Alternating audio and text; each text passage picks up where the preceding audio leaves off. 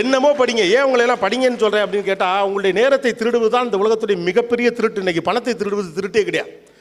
நான் ரொம்ப சின்ன பிள்ளையாக இருக்கிறப்ப கலைஞர் அவர்களோடு 1-to-1 ஒரு இன்டர்வியூ கிடைப்பதற்கான வாய்ப்பு இருந்தது. நான் அப்போ அவர்கிட்ட கேட்டேன், நீங்கள் என்ன முதலமைச்சராக இருக்கிறீங்க, நீங்கள் பொலிட்டிக்கல் இஷ்யூஸ் எல்லாம் ஹேண்டில் பண்ணுறீங்க, இதை பண்ணுறீங்க, அதை பண்ணுறீங்க, 10வது உட்காந்து படத்துக்கு கதை வசனம் வேறு எழுதுறீங்களே, இதெல்லாம் உங்களுக்கு எப்படி நடக்குது? உங்களுக்கு மட்டும் 24 மணி நேரம் இருக்கா, 44 மணி நேரம் இருக்கா அப்படின்னு நான் கேட்டேன்.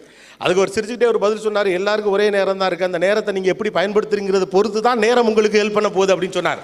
That how we are going to use our time. So the world is trying to steal your time from பல்வேறு விஷயங்கள் அது உங்களிடமிருந்து திருடும். இணையத்தின் வழியாக திருடும், தொலைக்காட்சி வழியாக திருடும், சினிமாவின் வழியாக திருடும், இன்ன பிற வழிகளின் வழியாக திருடும். இன்றைக்கி நேர திருட்டின் வழியாகத்தான் பணத்தை சம்பாதிக்க முடியும் என்பதுதான் இன்றைக்கி இருக்கக்கூடிய marketing மாடலே.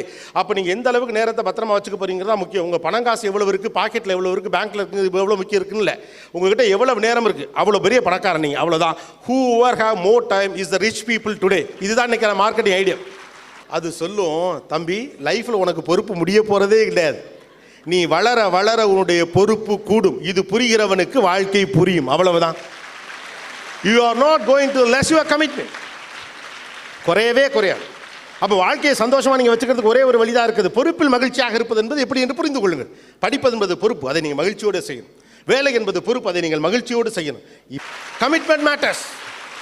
What ever you do with your commitment, because commitment is the charm of life. Commitment வேற, மகிழ்ச்சி வேற இல்லை. கமிட்மெண்ட்டே மகிழ்ச்சி தான். உங்கள் தந்தையிடமிருந்து நீங்கள் கற்றுக்கொள்ள வேண்டிய மிக முக்கியமான விஷயம் அதுதான். உங்களை எல்லாம் படிக்க வைக்கிறதுங்கிறது கமிட்மெண்ட். உங்களை நல்ல லீடர்ஷிப் குவாலிட்டியோட உருவாக்கணுங்கிறது commitment. Commitment is the charm of life.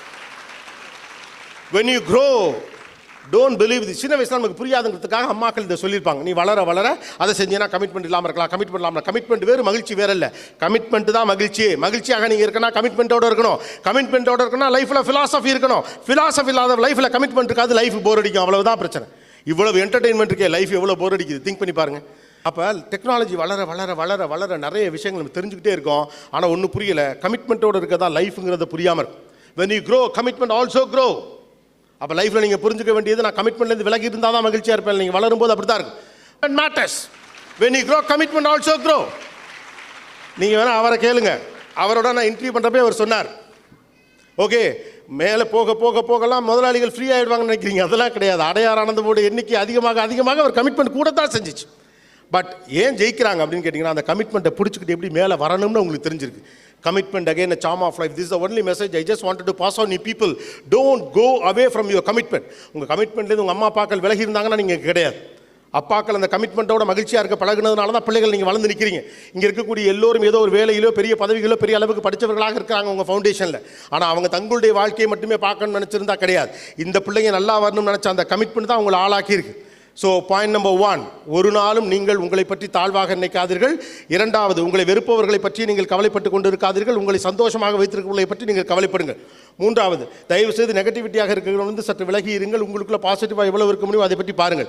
மகிழ்ச்சியோடு வளர முடியும் என்பதை இயல்பாகவே புரிந்து கொள்வது ரொம்ப முக்கியமானது. 5வது, கஷ்டப்படக்கூடிய பிள்ளைகள் வாழ்க்கையில் ஜெயிப்பதன் வழியாக கஷ்டப்படுகிற பிள்ளைகளுக்கு புதிய வாழ்க்கையை வழங்க முடியும். 6வது, அறிவு தான் கொடுக்க கொடுக்க வளரக்கூடிய மாபெரும் விஷயம். உங்களிடம் எது இருக்கிறதோ அதை பகிருங்கள். 7வது, உங்களுடைய நேரத்தை மிச்சப்படுத்துங்கள். அதில் என்ன முடியுமோ அதை படியுங்கள். படிப்பின் வழியாக அடுத்தவருக்கு சொல்ல முயற்சி பண்ணுங்கள். 8வது, நீங்கள் உங்களுடைய நேரத்தை எந்த அளவுக்கு பத்திரமா வச்சுக்கிறீங்களோ அந்த அளவுக்கு உங்களுடைய கமிட்மெண்ட்டை நீங்கள் பத்திரமா வச்சுக்கோங்க. சிறு வயதில் சொல்லப்பட்ட பையை நம்பாதீர்கள். காரணம், commitment is the charm of life. Go with your commitment, enjoy your commitment, give happiness to everyone. சந்தோஷ காற்று நம் சன்னலி வீசட்டும், சரித்திரம் நாளை நம் சாதனை பேசட்டும். நன்றி, வணக்கம், தேங்க்யூ.